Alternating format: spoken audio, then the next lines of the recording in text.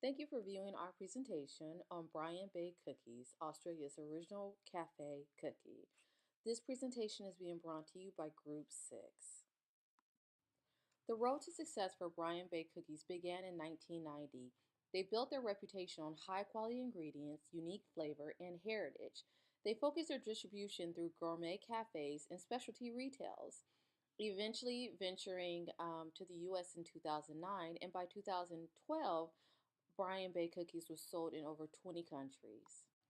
The growth strategy for Brian Bay Cookies was built on three things: enter a joint venture to manufacture its products in the UK to supply European markets, expand its product line through acquisition of smaller local brands with the same brand image, followed by expanding to over 240 products and distribution channels, including franchising. So, what was the competitive advantage? Well, it was to build on the artisan brand and continue to focus on fresh and high quality ingredients and no preservatives. Establish sales offices in overseas markets. Also, leverage its brand. So, in 2013, Brian Bay Cookies actually crumbled and it entered into a receivership because it failed to pay their business taxes, the majority of its vendors and employees. So the company was sold and it remained in operation. With that being said, they were able to rebound and maintain a steady, loyal customer base. So here's the problem. The international market may not recognize their company and its heritage. They also need to balance between rapid growth in the international market, manage rising costs for ingredients and higher overhead, and also expand the product line. So, the main concept in relation to the company's progress began in 1992 when the company was established, and the marketing was primarily based on word of mouth. In 2002, they developed its premium position and started exporting to the UK. In 2009, they entered the US market and also started catering to individual needs of local businesses.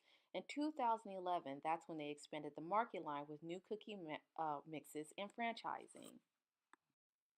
So technology was leveled by pressing the need to increase automation. The stakeholder strategy was to support local enterprises and promote the beach town where the company started.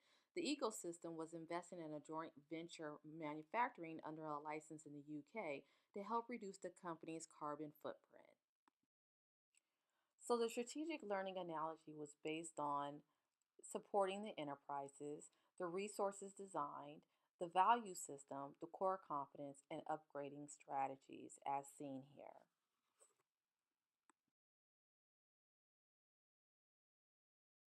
The strategic profiting was part of a community through supporting local enterprises, and in 2002, they decided to start exporting and expanding markets globally. 2008, the company invested in a joint venture manufacturing their license in the UK. 2011 was the test marketing retail franchising, and 2012 started the phase of mergers and acquisitions. So the alternative solution was to match the UK's cheaper and lesser quality Me Too products, also to match the price pressures from buyers in the coffee shop chains looking to improve margin, and also match relationships through a two for one promotion and in-store merchandising. Alternative solution number two is to pull out. United States competition was intense. The exchange rate between Australian dollars and British was unleveled.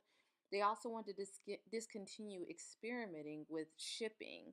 Also, the food miles, for example, was increasingly becoming an issue for local buyers in the UK, and product lines featuring crackers and crisp breads are aimed at higher end specialty shops.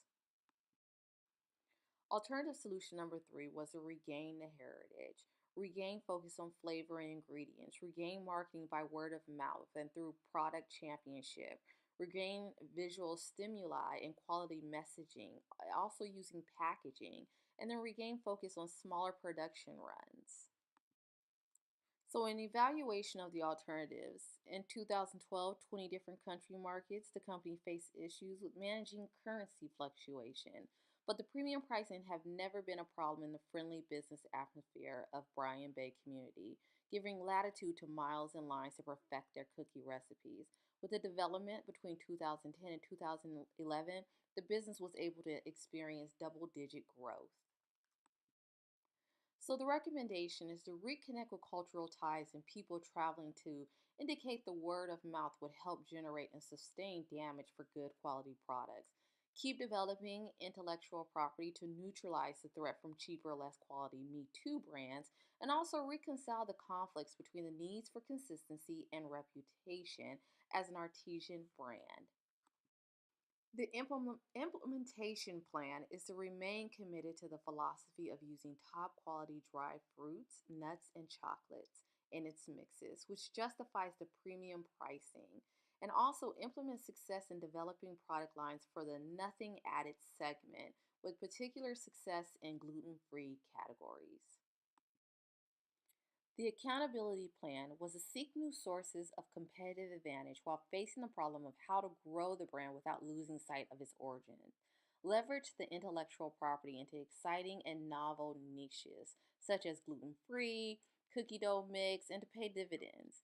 Retain a brand's artisan appeal, which, when it brings significant changes to operations and communications management, mitigate risks, and define the strategies that identify the core value critical to the brand. As you review the references, on behalf of Group 6, I would like to say thank you for viewing our presentation and have a great rest of the day.